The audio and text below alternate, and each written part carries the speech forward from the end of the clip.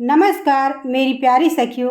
आज मैं सत्यनारायण भगवान की कथा सुनाने जा रही हूँ, प्रथम अध्याय से 5वें अध्याय तक।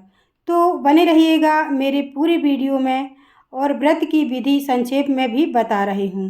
सत्यनारायण व्रत की किसी भी मास की पूर्णिमा या षष्ठी चतुर्थी को किया जा सकता है। भगवान सत्यनारायण की मूर्ति या चित्र स्थापित कर सकते हैं और पंचामृत फल फूल और प्रसाद सप्तधान्य केला घी दूध चीनी अर्पित करेंगे। कथा सुने, आरती करें और प्रसाद भी वितरित करें। तो इस तरह से मैं कथा सुनाने वाली हूँ। प्रथम अध्याय है भगवान विष्णु का प्रसंग। नारद मुनि ने भगवान से पूछा कि मनुष्यों के दुख कैसे दूर हो सकते हैं। भगवान ने बताया कि सत्यनारायण व्रत कथा से सभी कष्ट दूर होते हैं। यह व्रत सत्य श्रद्धा और भक्ति से करना चाहिए। प्रथम अध्याय समाप्त। अब दूसरा अध्याय चालू करते हैं हम। द्वितीय अध्याय साधु वैश्य की कथा। काशी में एक गरीब ब्राह्मण को भगवान सत्यनारायण ने स्वप्न में व्रत का विधान बताया। ब्राह्मण ने व्रत किया, धन धान्य से समृद्ध हो गया। उसी नगर में साधु वैश्य ने यह व्रत शुरू किया। उनकी पत्नी लीलावती ने भी श्रद्धा से व्रत किया, जिससे उन्हें पुत्र रत्न की प्राप्ति हुई। दूसरा अध्याय समाप्त।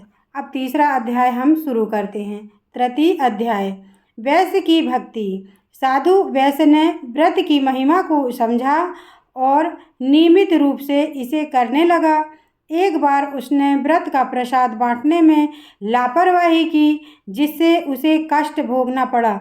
बाद में उसने क्षमा मांगी और फिर से व्रत शुरू किया, जिससे सुख समृद्धि लौटी। तृतीय अध्याय समाप्त।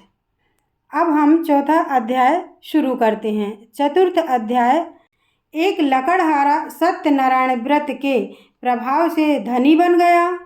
उसने गांव में व्रत की महिमा फैलाई। जो भी श्रद्धा से यह व्रत करता है उसके सारे दुख दूर हो जाते हैं। चौथा अध्याय समाप्त। पांचवा अध्याय शुरू करते हैं। पंचम अध्याय राजा तुंगध्वज की कथा।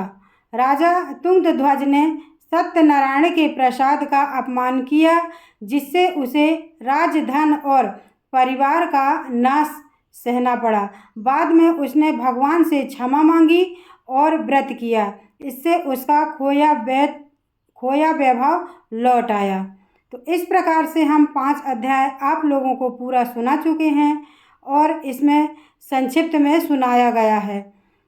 पूरी कथा सुनने के लिए पुस्तक पढ़नी पड़ती है। इस प्रकार से हमारी व्रत कथा हुई। व्रत की विधि हम संक्षेप में बता रहे हैं।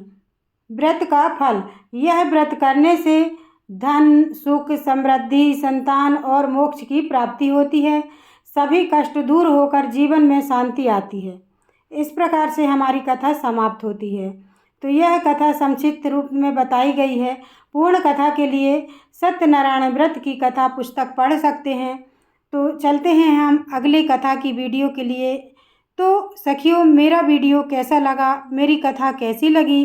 अगर मेरी कथा अच्छी लगी होगी तो मेरे वीडियो को लाइक सब्सक्राइब करके अपने सखियों में भी साझा कीजिएगा, अपने दोस्तों में भी साझा कीजिएगा।